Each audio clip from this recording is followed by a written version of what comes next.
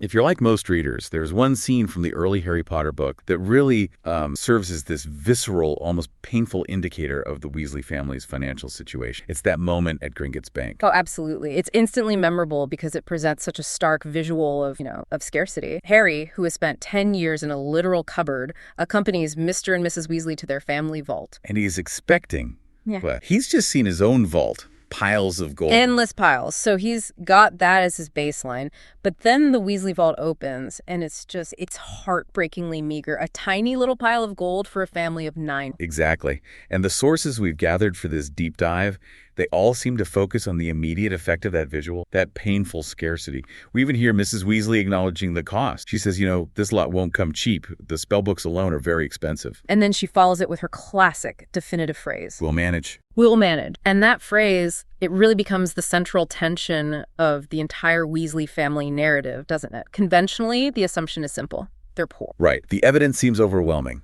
We know Arthur Weasley works what is widely considered a lower-paying ministry job, the misuse of Muggle artifacts department. Plus, they have 7 children. 7. And Ron, bless his heart, he is constantly aware of this. He's often worn thin by their perceived financial disadvantage, whether it's the hand-me-down robes or, the obsolete broom. So the conventional view is they're struggling. But the entire mission of this deep dive, pulling directly from the economic and narrative analysis embedded in our source material, it challenges that view head on. The core thesis here is genuinely surprising. It is. The sources argue that the Harry Potter saga makes this quiet, really sophisticated commentary on economics that goes far beyond just counting galleons, and the Weasleys are the centerpiece of that entire commentary. The claim is audacious, really, that they are quietly extremely wealthy where it counts.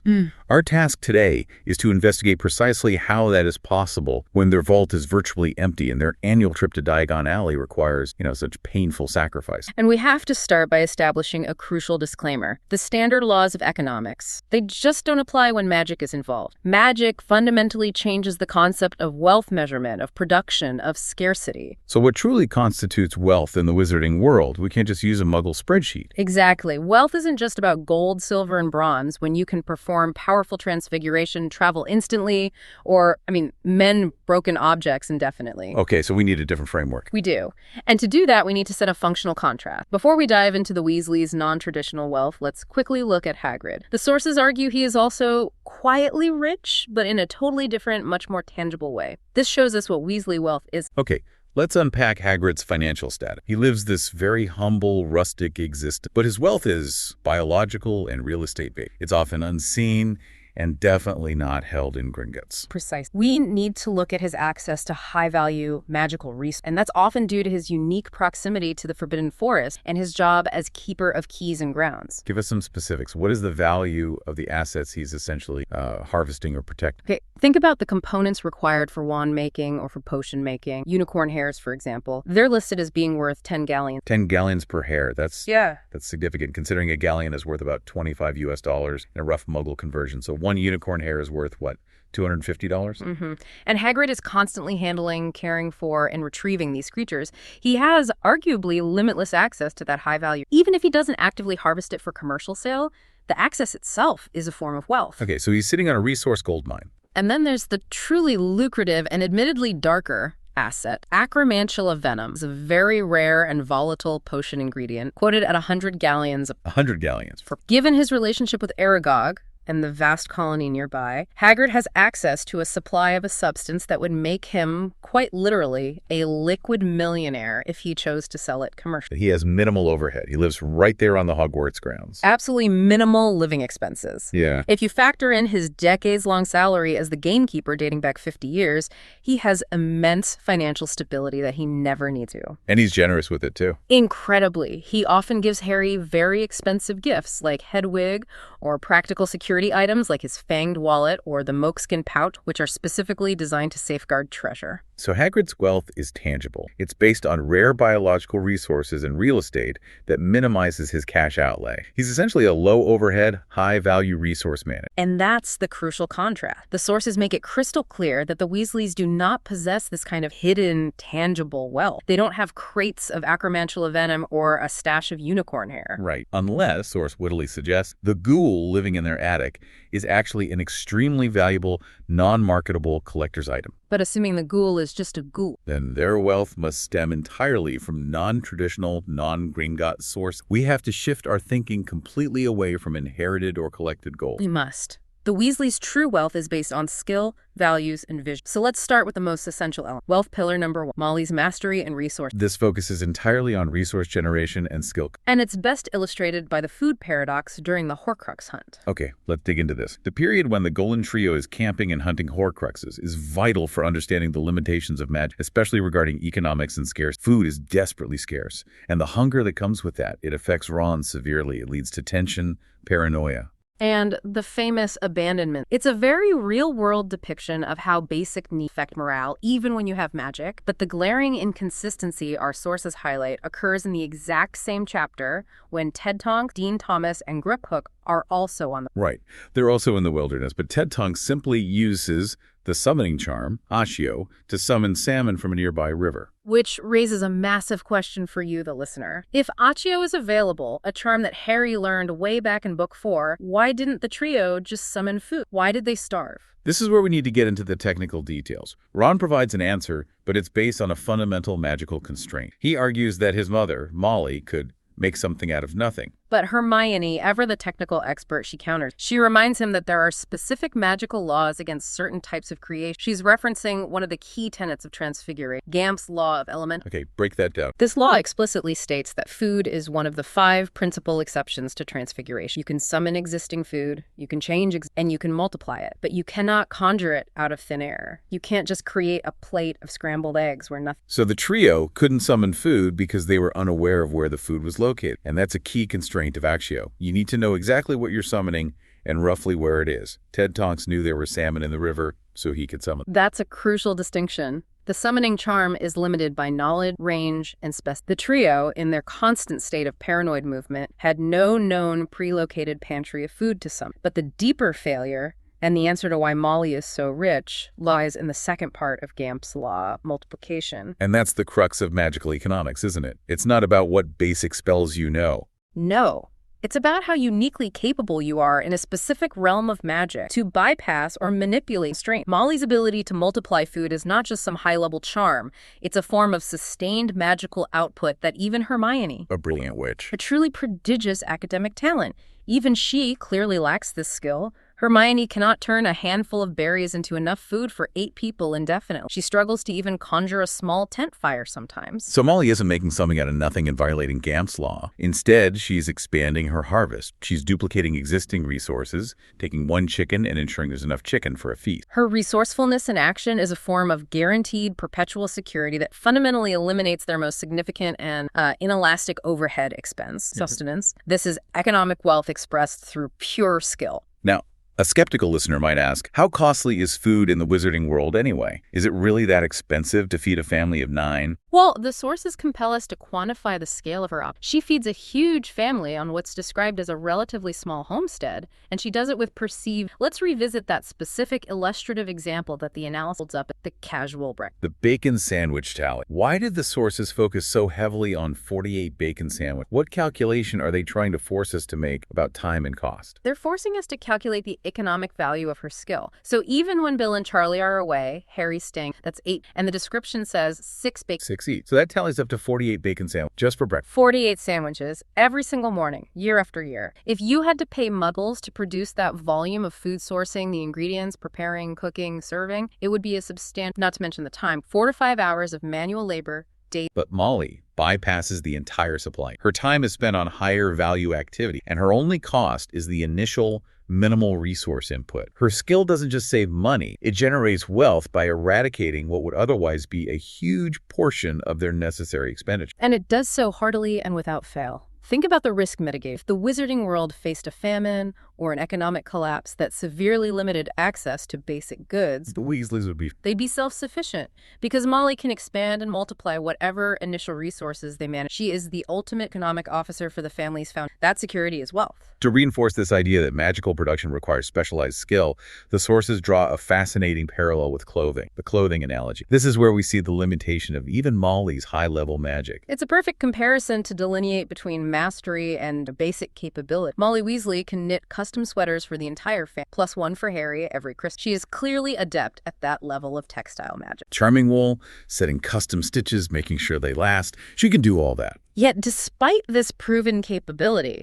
the children still have to rely on secondhand robes, often described as threadbare, from Madame Malkin. We all remember that famous condescending line from Draco Malfoy. Red hair and a hand-me-down robe. You must be a Weasley. This is critical evidence. It confirms the specialized nature of magical economics. The ability to knit a simple charming scarf or sweater does not translate to being a full-blown magical seamstress capable of producing high-quality, long-lasting formal robes. Madame Malkin runs a highly successful business because she is uniquely capable in that specific complex realm of magic. Fitting, tailoring, manufacturing professional, durable robes. Her skill is unique and marketable. And the fact that the Weasleys must buy secondhand robes confirms if Molly could magically produce professional, high-quality robes with the same ease she produces 48 in Sam. They would be rich in robes, too. She can't.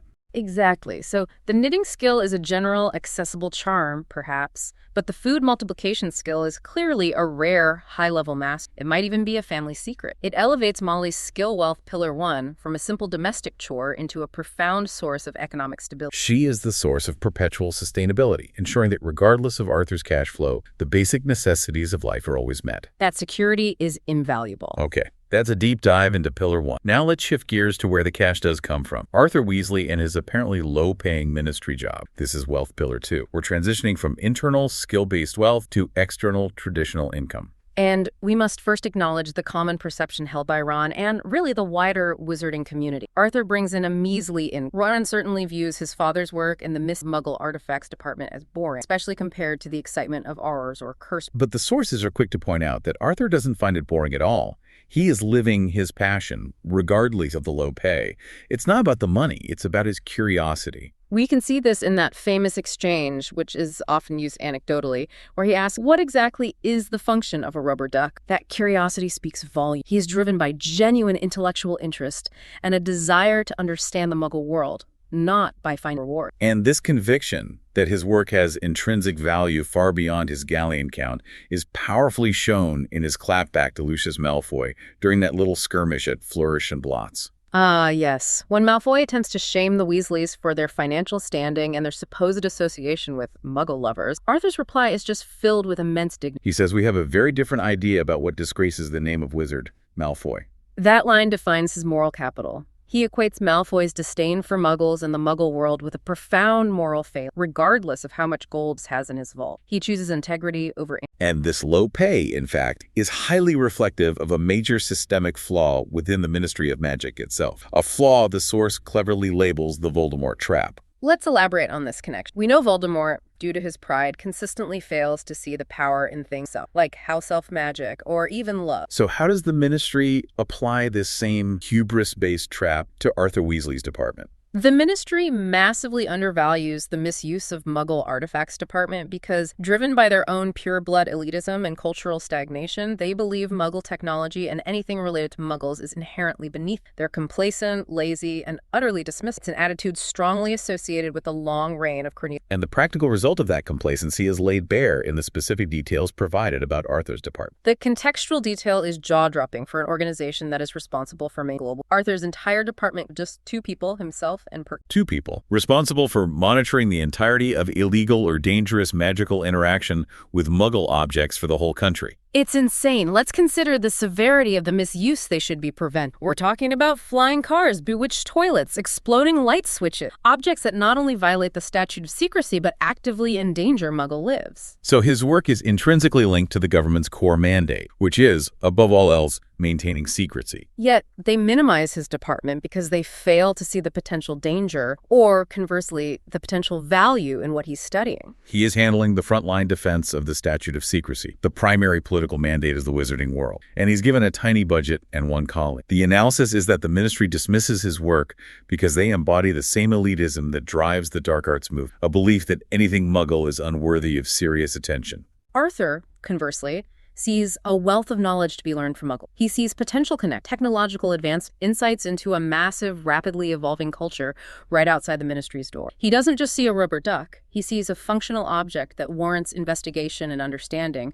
regardless of its magical properties. The implication for the entire wizarding economy and culture is huge because the wizarding world at large fails to recognize this value. Due to their elitism and complacency, they are slipping further and further behind Muggle technological advancements each year. Arthur Weasley is the only official civil servant trying to bridge that massive, dangerous knowledge gap. Arthur is a visionary working in a job that the system defines as a dead end. He recognized a profound systemic, developed a passion for making a change, displayed empathy for the potential Muggle victims of misuse, and he stuck with it for decades, despite the low pay and the scorn. So Arthur's wealth isn't found in his current salary. It's in his visionary labor, his high moral integrity, and the future recognition of his expertise. But how does that recognition actually manifest? His ultimate validation arrives during the politically charged environment of the Second Wizarding War. Once Scrimgeour takes over the Ministry, following the realization of the massive threat Voldemort poses, and the need to unify the magical and Muggle worlds in the face of this threat, Arthur is finally advanced. Why that advancement? Was it genuine recognition or just political maneuvering? It's a bit of both, but the result validates Arthur's foresight. Scrimgeour's regime, facing a political crisis and trying to project strength, needed competence and people who understood the evolving threat. Arthur, who had been studying the interface between Muggles and magic for 30 years, suddenly became indispensable. So he was given a promotion. A big one. Head of the Office for the Detection and Confiscation of Counterfeit Defensive Spells and Protective Charm. It carried far greater stature and presumably a much better salary. So Arthur was right all along. He was playing the long game based on moral conviction. And when the Ministry finally desperately needed someone with his unique expertise to tackle a war that required bridging the Muggle magical gap, he was there. That's Wealth Pillar 2, intellectual and moral capital, validated by systemic recognition. The system failed him initially by undervaluing his work, but he never let the system dictate his priority. And this unwavering commitment to his values brings us neatly to Wealth Pillar 3, the wealth of values and time. This is perhaps the most defining and financially riskiest characteristic of the... And we have to discuss the infamous lottery winning. This was the moment, an occurrence that should have provided a massive financial cushion, essentially fixing their financial woes in the vault. They won big with the Daily Profit Grand Prize Galleon draw. 700 galleons. And this is where the conventional criticism is loudest. In the context of their meager vault, that amount was astronomical, and they used it to take a trip to Egypt to visit Bill. It's so easy to argue they blew the winning. A skeptical listener would point out, didn't they just visit Bill the previous Christmas? And wasn't Mrs. Weasley just fishing around the corners of their vault for gold only last year? The smart financial move would have been a substantial Gringotts deposit, securing the children's futures. Exactly. Let's quantify the opportunity cost. If we use that rough conversion rate, 700 galleons is equivalent to nearly 175,000 US dollars. That is a massive windfall for a working class family. What could that 700 galleons have bought in the wizarding economy? Oh, it could have paid for multiple years of Hogwarts tuition and books for multiple children. It could have purchased Ron a brand new firebolt, or at least a high-end broom like a Nimbus 2001. It could have permanently erased his inferiority complex regarding Draco. It could have established a security fund for Arthur, ensuring that if he was ever temporarily dismissed from the Ministry, Molly wouldn't have to resort to extreme magic just to keep them afloat. But they don't do any of that. They spend it all. They spend it all, but the source material asks us to consider the crucial difference between spending it all and blowing. Right. The Weasleys spend it on an unforgettable family trip. It's a values-based decision that prioritizes maximizing time together and creating shared, profound memories over accumulating interest in a cold vault. So they view the money as a transient tool to enhance their lives, not a permanent goal to chase. Precise. And look at the practical outcome. Moving forward, they remained housed and fed, thanks to Molly's magic. Ron still got his new wand before school started. All the other kids still got the school supplies they... The crucial difference is that they secured an unforgettable, unifying family experience. Their financial behavior is a direct reflection of their deepest values. In a world obsessed with blood purity, inherited wealth, and ancient gold piles, the Malfoys, the Blacks, the Weasleys consciously prioritized family experience and bonding over material accumulation. That is a form of wealth that cannot be quantified by Gringotts. They may have sacrificed a safety net, but they invested in an emotional vault that is arguably more important for raising 7 well-adjusted, successful children. And the source material argues that their children's success is the direct consequence of this environment. Let's just look at the 7 children. They all find their unique talents and excel. Bill became a successful curse breaker for Gringotts. Charlie handles dragons in Romania. Percy, while misguided by his ambition, was a top student and achieved high ranks early on. And Fred and George. They launch a massively successful, lucrative enterprise. Their success is not due to inherited money or the pressure of pure-blood politics. It is the product of high internal morale and foundational security, the resourcefulness Molly guarantees. This emotional and physical security allows them to pursue high-risk, high-reward, passion-driven careers without crippling anxiety over basics. Let's sum up this true wealth. We acknowledge the reality. The material scarcity is still visible. They still have secondhand books and robes. They can't afford the best dress robes for the Yule Ball or the newest, fastest broomsticks for Ron. That material scarcity is the intentional contrast the author draws. It highlights the deeper. They operate a loving, highly functional household that always finds a way to meet needs and secure emotional well. Their success is a product of their supportive, wealthy environment. If we contrast them one last time with their wealthy antagonist, the picture becomes perfectly clear. What if Bellatrix Lestrange has a vault full of gold? Ron's likely response, which speaks for the entire Weasley family philosophy, would be sharp and insightful. He would likely say she needs to sort out her priorities. Because the core philosophy of the Weasleys is summarized by a quote used in the sources, a reference to Kendra and Ariana Dumbledore's great. What a person values will affect their behavior and how they live. And the Weasleys are rich not in galleons, but because they place their value on love, passion, empathy, and time together. They may have the least gold, but they hold the strongest, most resilient values in the entire saga. That resilience is their economic superpower. So, to synthesize the 3 pillars of their quiet wealth, first, Molly's magical resource, which ensures perpetual, cost-free bypassing the entire food mart. Second, Arthur's visionary labor and high moral capital, which was eventually validated by the ministry's changing priorities. And third, the family priorities, exemplified by how they spent the lottery winning, prioritizing time and shared experience over financial security. It fundamentally reframes what it means to be successful in the wizarding world. You don't need to inherit money or chase the highest-paying, most prestigious jobs if you have specialized resource magic and an unshakable... And what stands out here is how the narrative, often viewed as a simple story about good versus evil, actually provides this subtle, detailed, and sophisticated critique of economic assumptions and institutional failures. It reveals how misplaced pride and complacency that trap cost the Wizarding Society dearly, not just in morale, but in technological progress and government. Absolutely. And that leaves us with one final provocative thought for you, the listener, to mull over. Building on the systemic failures Arthur Weasley uncovered through his quiet, undervalued work. The question is this: what long-term economic and technological costs did the entire wizarding world incur by dismissing Arthur Weasley's work for so long? How do you quantify that massive knowledge deficit, that gap between advanced Muggle technology and stagnant magical technology in the wizarding economy? Was their cultural pride and complacency not their single greatest unmeasured expense? A wealth of knowledge lost, all because of misplaced wizarding arrogance. Something to think about the next time you see a rubber duck.